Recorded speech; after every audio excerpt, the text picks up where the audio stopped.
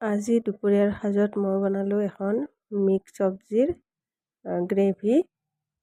এয়া চাওঁ খুব সোৱাদ লগা হৈছে, আপোনালোককো দেখুৱালোঁ। এয়া মই তেলত ফোৰণ পিঁয়াজ দি দিছোঁ আৰু ৰঙা জলকীয়া দুটা দিলোঁ। দিয়াৰ পিছত মই এয়া মূলা, ওলকবি, আলু আৰু বিলাহী কাটি লৈছোঁ, মটৰ দিলোঁ। দিয়াৰ পিছত গোটেইখিনি অকণমান কম জুইত ভাজিব দিলোঁ।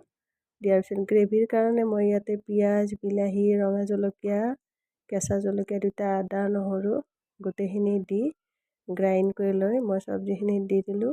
নিমখ দিলোঁ, হালধি, চিলি পাউডাৰ দিলোঁ আৰু জিৰা পাউডাৰ দিলোঁ।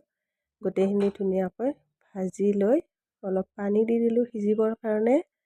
আৰু সিজা হোৱাৰ পিছত এয়া চাওক, আমাৰ খুব ধুনীয়া সোৱাদ লগা এখন তৰকাৰী তৈয়াৰ হৈ গ'ল।